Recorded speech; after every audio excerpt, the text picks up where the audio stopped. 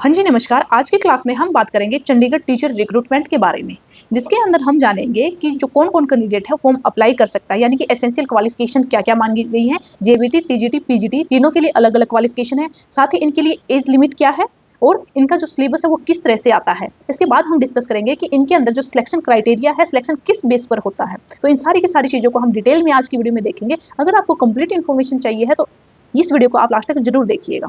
सबसे पहले शुरुआत हम करते हैं जेबीटी के लिए क्या-क्या एसेंशियल क्वालिफिकेशन रहेगी, यानी कि अगर आप जेबीटी टीचर रिक्रूटमेंट के लिए अप्लाई करना चाहते हैं तो आपके लिए आपके पास 3 क्वालिफिकेशन होनी चाहिए। सबसे पहले तो है आपके पास ग्रेजुएशन या इसके इक्विवेलेंट कोई भी आपके पास डिग्री है तो वो आपकी चलेगी। इसके साथ ही दूसरी जो क्वालिफिकेशन है वो है डिप्लोमा इन एलिमेंट्री एजुकेशन, जिसको कि डीएलएड कहा जाता है। अगर आपके पास ये नहीं है तो एनसीटी के द्वारा कोई भी ऐसा डिप्लोमा आपने कर रखा है एलिमेंट्री एजुकेशन के अंदर और उसकी जो ड्यूरेशन है वो 2 साल से कम नहीं होनी चाहिए। अगर ऐसा कोई आपके पास अलग से कोई भी डिप्लोमा है तो वो भी चल जाएगा। इसके साथ जो थर्ड क्वालिफिकेशन है वो है सीटेट। जो सीटेट का पीआरटी लेवल के ऊपर हमारा एग्जाम होता है वो आपका क्वालिफाई होना चाहिए, यानी कि अगर आपके पास यूजी है प्लस में आपने डीएलएड का कोर्स कर रखा है, साथ में अगर आपका सीटेट है वो क्वालिफाई है तो आप जेबीटी की जो टीचर रिक्रूटमेंट है उसके लिए अप्लाई कर सकते हैं।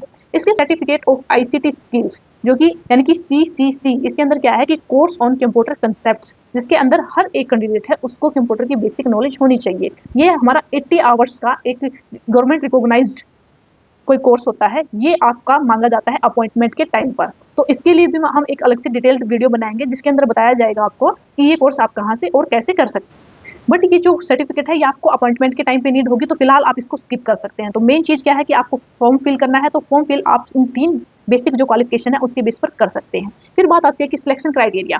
कई जगह पे आपने देखा होगा कि पहले एग्जाम होता है, इसके बाद इंटरव्यू वगैरह होता है, लेकिन यहाँ पर ऐसा कुछ नहीं है। आपको सिर्फ और सिर्फ एक एग्जाम क्वालिफाई करना है और आप डायरेक्ट अपनी अपॉइंटमेंट है वो ले सकते हैं। तो टेस्ट होता है, उसके बेस पर एक मेरिट लिस्ट बनेगी और वो टेस्ट आपका टोटल 150 मार्क्स का होता है। यहाँ में डिफरेंट सेक्शन है, उनसे क्वेश्चन पूछे जाते हैं, लेकिन इसके अंदर टेस्ट होता है वो एमसीक्यू बेस होता है। यहाँ पर सब्जेक्टिव टाइप टेस्ट नहीं होता है। टाइम होता है 2.5 घंटे का आपका पेपर होता है। हाँ, मेन चीज़ है कि फिर यहाँ पर जो डिफिकल्टी लेवल है आपके एग्जाम का वो कौन सा रहेगा, ये 10th स्टैंडर्ड तक रहेगा। साथ ही मिनिमम क्वालिफाइंग क्या है 40%।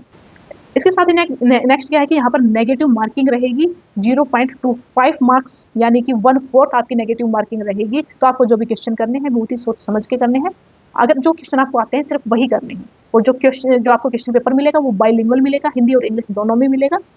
ठीक है, तो आप इसको इसके अकॉर्डिंग कर सकते हैं। तो यहाँ तक हमने बात कर ली थी कि जो जेबीटी है, जेबीटी के लिए एसेंशियल क्वालिफिकेशंस क्या होती हैं। अब बात करते हैं हम टीजीटी और पीजीटी हैं, उनके लिए क्या क्या क्वालिफिकेशंस रहेंगी। देखिए, अगर हम यहाँ पर एनटीटी है उसकी भी बात करते हैं तो यहाँ पर एक चीज़ और आ जाएगी कि जिन कैंडिडेट्स ने 12th सीनियर सेकेंडरी कर रखी है और उसके साथ ही एनटीटी नर्सरी टीचर ट्रेनिंग का सर्टिफिकेट है, और साथ में इसमें आपकी सीटेट आपने पीआरटी लेवल पर अगर आपका सीटेट क्वालिफाई है तो आप एनटीटी के लिए अप्लाई कर सकते हैं। जेबीटी के लिए आपका क्या है, ग्रेजुएशन है, यूजी कोर्स आपका होना चाहिए, इसके साथ आपने डीएलएड कर रखी है और साथ में प्लस में सीटेट होना चाहिए।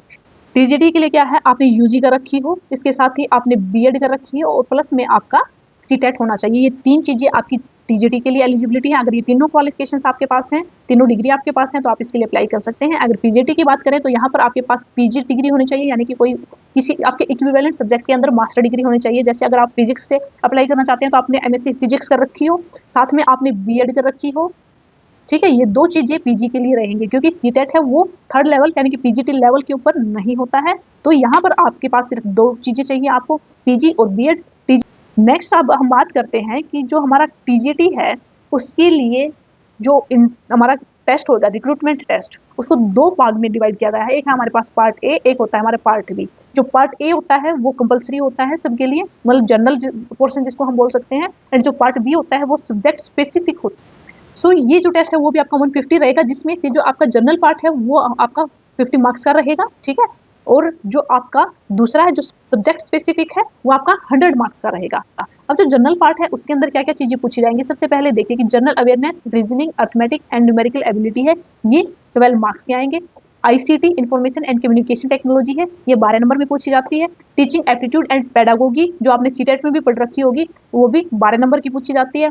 इसके साथ ही टेस्ट ऑफ लैंग्वेजेज जिसके अंदर हिंदी, इंग्लिश, पंजाबी, ये तीनों के तीनों हैं। इनसे आपके क्वेश्चन पूछे जाते हैं, वो आपके 14 मार्क्स के रहेंगे। इसके बाद जो 100 मार्क्स का रहेगा वो रहेगा टोटल आपका सब्जेक्ट स्पेसिफिक, यानी कि जिस सब्जेक्ट के लिए आप अप्लाई कर रहे हैं उसके ऊपर आपकी कमांड अच्छी होनी चाहिए। साथ ही नेगेटिव मार्किंग यही रहेगी 0.25 यानी कि 1/4, और जो मिनिमम क्वालिफाइंग मार्क्स है वो 40%।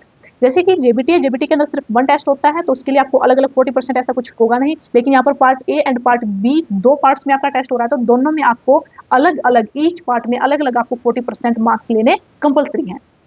इसलिए आपके लिए जो जनरल पेपर है उसको पढ़ना भी बहुत जरूरी है, क्योंकि अगर आपने जनरल में सपोज करें आपने जो आपका सेकंड पार्ट है सब्जेक्ट स्पेसिफिक में तो आपने काफी अच्छा स्कोर किया है, लेकिन अगर आपने पार्ट ए है जनरल है उसके अंदर अगर आपने 35% मार्क्स लिए हैं, तो आप अगर इसके अंदर आपने 35 मार्क्स लिए हैं तो आप डिस्क्वालीफाई हो जाएंगे। दोनों के अंदर अलग अलग 40% मार्क्स हैं, वो कंपलसरी है। तो इसी तरह से पीजीटी है, पीजीटी के अंदर भी आपका इसी तरह से जनरल पोर्शन रहेगा, और जो पार्ट बी होता है वो आपका 100 मार्क्स का आएगा, जो कि आपका सब्जेक्ट स्पेसिफिक रहता है। अब हम बात कर लेते हैं जो सिलेबस है, सिलेबस किस तरह का रहता है उसके कंप्लीट डिटेल। देखिए, जो जनरल अवेयरनेस जिसके बारे में बात की थी, जो जेबीटी का हमारा सिलेबस होता है, जनरल अवेयरनेस में क्या क्या चीजें आएंगी, इसके अंदर history, culture, geography, current affair, economics, general policies, scientific research and sports, इनसे रिलेटेड आपके क्वेश्चन आएंगे। ठीक है, इसके बाद जो reasoning ability and arithmetic numerical ability है, इसके अंदर आपके टोटल जो बेस होता है मैथ का उसके बारे में बात, उनसे रिलेटेड क्वेश्चन पूछे जाएंगे। इसके बाद है कि जो टीचिंग एप्टीट्यूड है, टीचिंग एप्टीट्यूड में लर्निंग एनवायरनमेंट, इंस्ट्रक्शन थी जो हमारे ऑनलाइन है जैसे दीक्षा, स्वयंप्रभा, आईसीटी, एनईपी, एनसीएफ, इनसे रिलेटेड क्वेश्चन पूछे जाएंगे। और इसके बाद हमारा आईसीटी के अंदर जो कंप्यूटर है उसकी बेसिक नॉलेज है उससे रिलेटेड सारे क्वेश्चन पूछे जाएंगे। इसके बाद है कि जो पंजाबी के अंदर फिल इन द बैलेंस, जिस तरह से आपकी जो बेसिक हिंदी और इंग्लिश पूछी जाती है उसी तरह से बेसिक पंजाबी पूछी जाएगी आपसे।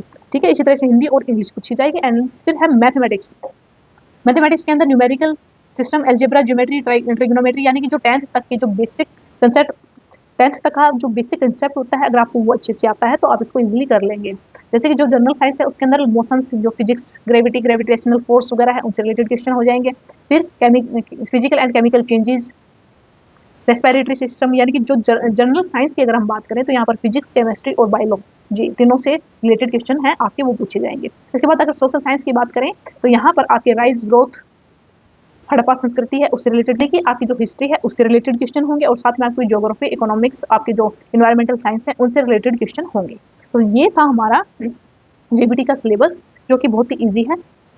और साथ ही आपको एक और इम्पोर्टेंट इन्फॉर्मेशन देनी थी कि जल्द ही हम अपने इसी चैनल पर टीचिंग एप्टीट्यूड, आईसीटी और मैथ, टीचिंग एप्टीट्यूड आपका 15 मार्क्स का, आईसीटी अगेन 15 मार्क्स, और जो मैथ है जिसके अंदर हम रीजनिंग एबिलिटी के अलग से 15 क्वेश्चन आते हैं, लॉजिकल सीक्वेंसिंग के अलग से 15 क्वेश्चन, और साथ में जो 15 मार्क्स आते हैं जो आपके मैथमेटिक्स से है, यानी कि टोटल 45 मार्क्स। सो टोटल जो 75 मार्क्स का जो आपका सिलेबस होगा वो हम इसी चैनल पर कवर करेंगे। अगर वीडियो अच्छी लगी है तो वीडियो को लाइक करें, चैनल को सब्सक्राइब करें एंड दोस्तों के साथ शेयर करें। Thank you for watching the video.